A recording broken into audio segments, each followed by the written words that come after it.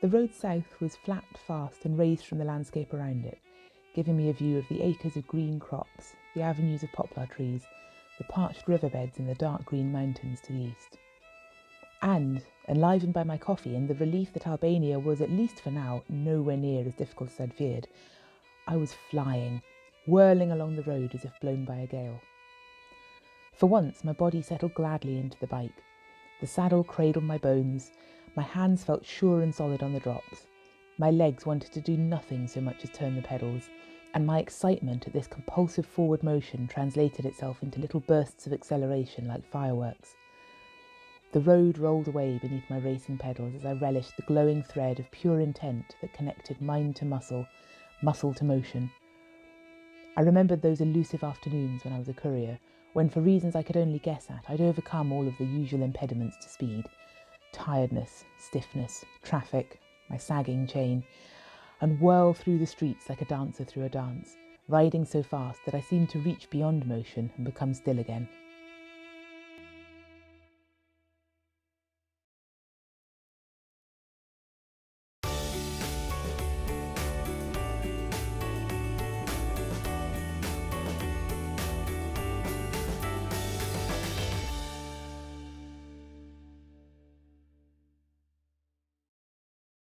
We are in Bristol this week. And why have we come to Bristol, guys?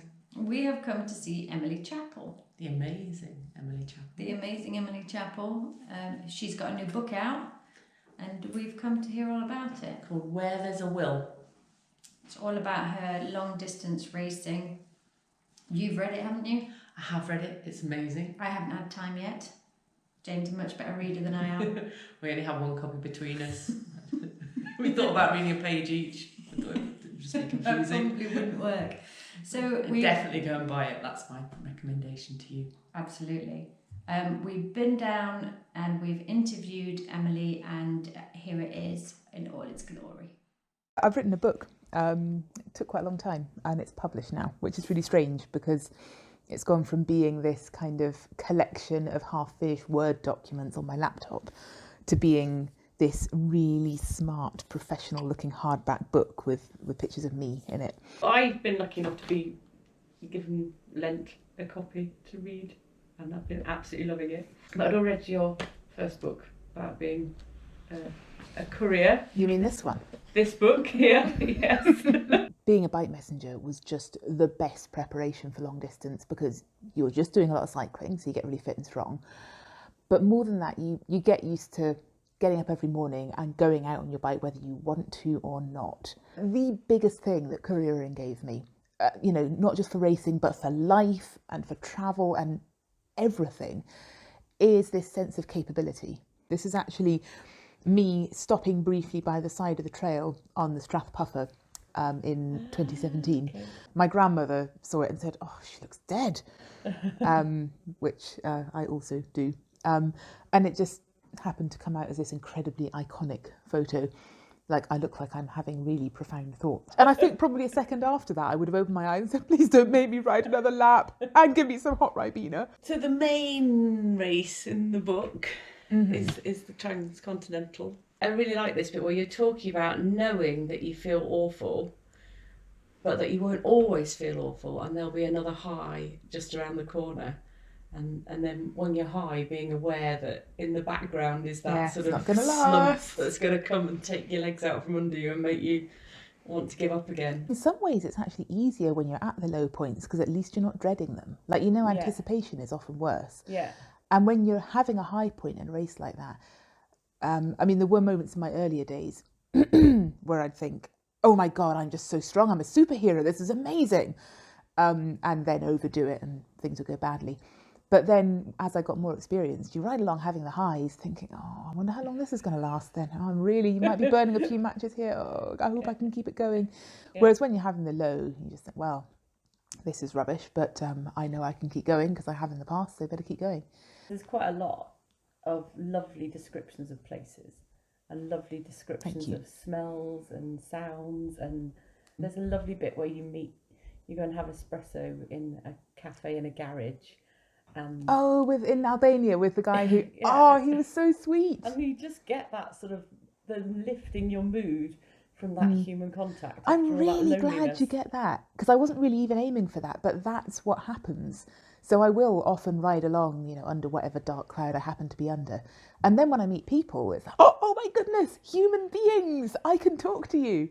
I think I got a bit of a reputation for being really cheerful on the Transcon, because whenever I got to a checkpoint, I'd be like chatting 19 to the dozen.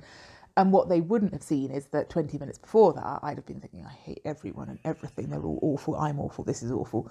But, you know, you see people and it turns your mood around. You're going up Mont Ventoux too, and as you go up, you think about all the different women in your life who've done amazing things, and you like live their challenge, and yeah, so I quite like that. Yeah, that was such a wonderful experience in hindsight. I felt like I could not ride up Mont Ventoux because I'd just ridden for 1,000 kilometres, mostly without sleep, and I was exhausted and it was nighttime.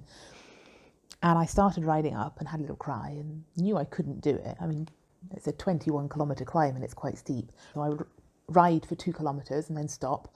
And during the 2 kilometres, I would think about a woman who inspired me. And then I'd ride another 2 kilometres, because you can ride 2 kilometres. I couldn't ride 21, but I could do 2. One of them was Sarah Ooten, and at that point she was rowing the Atlantic. I imagined rowing along and the rhythm of it and trying to remember mornings I'd spent rowing, and all of that just kind of keeping my mind going. And I felt like I got up that hill. I mean, it took me, I don't know how many hours, it was probably 3 hours or more. And I got up with the help of so many people who didn't know they were helping me at the time. I call it the invisible peloton. Bristol is such a powerhouse of endurance cycling. It made sense to also meet up with Ben Davies, who came second in the Transcontinental this summer.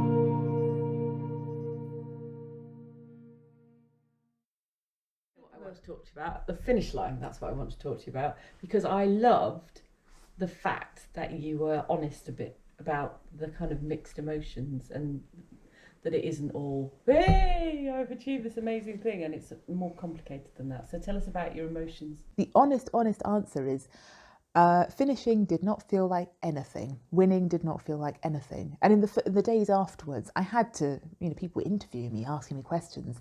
So I had to say, yeah, it just feels, you know, a little bit bewildering, might take a while to sink in. And yeah, you know, I feel really proud. And I didn't feel anything. But it was an incredible 2 weeks. It was intense and beautiful. And I was having such heightened experiences of everything. And you've got a lot of time on the bike. So I was riding along thinking all the time, thinking about everything. And so by the time I'd got to the finish, I had planned my feelings in about 15 different directions. I'd thought, so, you know, maybe I'll get into the finish and I'll just kind of put my arms up in the air and, you know, someone will get an amazing photo of me looking triumphant. Yeah, or maybe I'll get there and, you know, I'll be really tired and I might have a little cry. Or maybe I'll get there and I'll just be like, yeah, hey, just get off my bike. Yeah, no big deal. And, you know, I thought through all of it. And then I got to the finish and basically I was exhausted, and the last 12 hours had been very, very, very difficult. I had had the worst saddle sore of my life, and the last 100 miles took a very, very long time to go down. So by the time I got to the finish, I was exhausted. I didn't have the energy to really feel anything. I was just really glad it was over. And I think I'd used up all of the emotion in advance. In the book, I talk about getting to the finish, and my friend Kate is there waiting, and she gives me a hug that lasts for a really, really long time.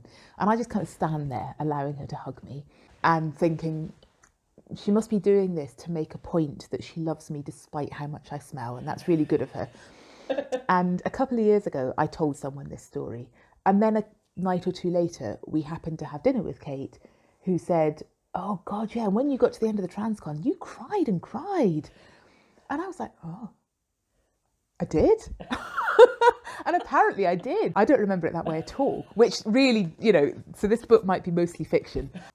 I think I might have been on my way out from racing because I didn't really feel that keen on winning or finishing a race again.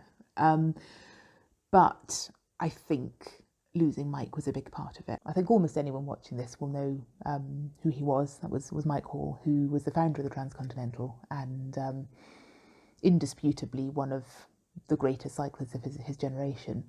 He was also really great. We eventually became mates, and I regret now not kind of getting on with that a lot sooner and not getting over myself, because we had a few really good months before he died, and we had all these ideas for things we were going to do. Like, we kept getting together and just kind of planning projects and, planning books, planning training camps and all of that. The book was in the pipeline in a vague way before he died, and we talked about it, and he was interested in it. He would have been excited by it as it started to happen. He would have been part of the writing process. I would have been going out for rides with him a couple of times a week while I was writing it and talking about it. He would probably have had quite a lot of input because he was a person with really interesting ideas. And among all the other senses of loss, there's quite a particular sense of loss in that. So I knew a while after he died, I realised that the book would have him in it and would have his death in it, and that would be a great plot twist. And I had a little bit of a argument with myself over whether it was appropriate to use my friend's death for creative capital. It's been a while now, it's nearly 3 years, and I don't know if I'll ever stop wondering what he would have to say about all of this and what he'd be up to, and what it would be like if he came to the book launch and all of that. And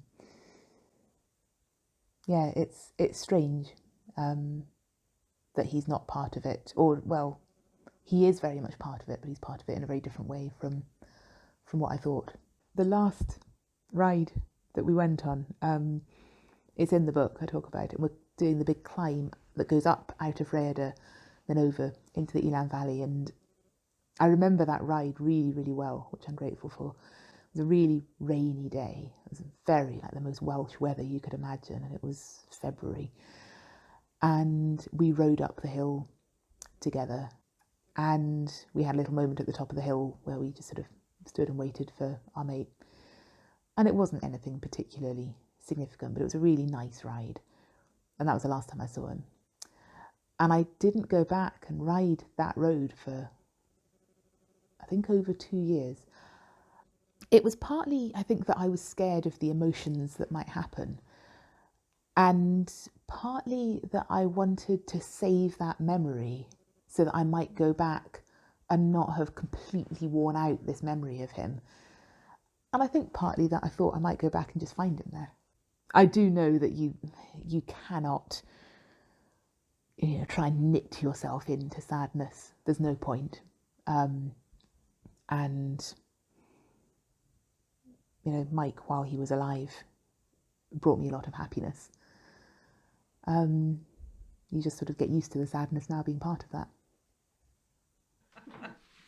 So there's a few places in the book where you sort of hint around sort of mental health, and the bit that particularly fascinated me was the kind of crash post-race. I've suffered with depression my whole life, and I'm fascinated with the relationship between depression and endurance sport. They seem to go together quite well. Like love and marriage. Yeah. I liked the way you wrote about dealing with the depression after the race. I'm flattered that you thought I was dealing with it. My way of dealing with it was sitting in a chair and not talking very much and hoping people would bring me food.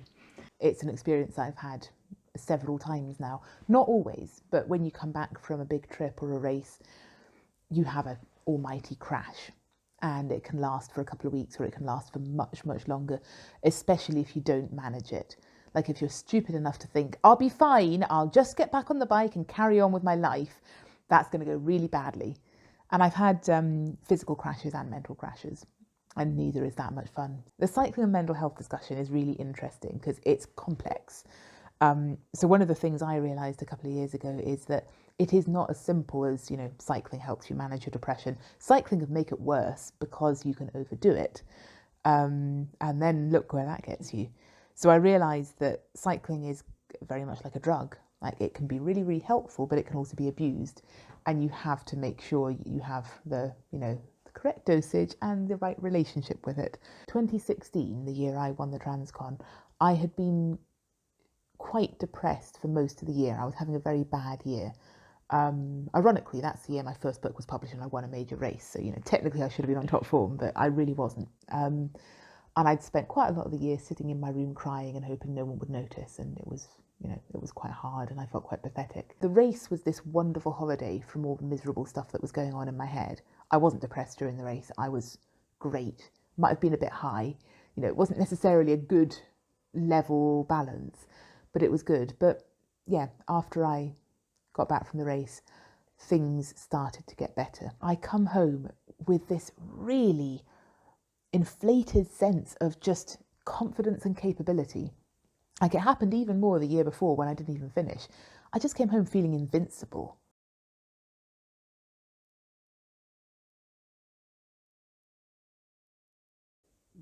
I knew distantly that my arms and legs were trembling with exhaustion, and I was slightly too cold in my thin cycling jersey.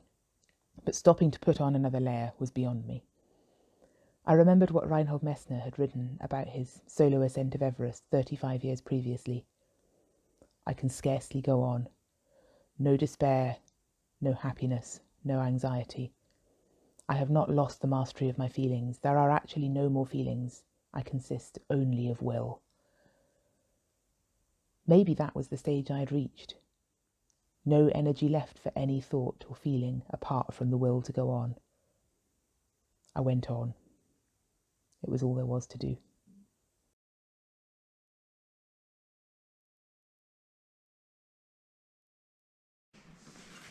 It's very good. I'm going to read the book. You should. It's an excellent book. You are such good boys. Okay, you can start again. Oh, you wait till you see with Bugsy. Bugsy my drone.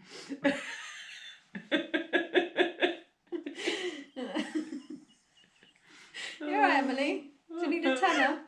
Tenner lady?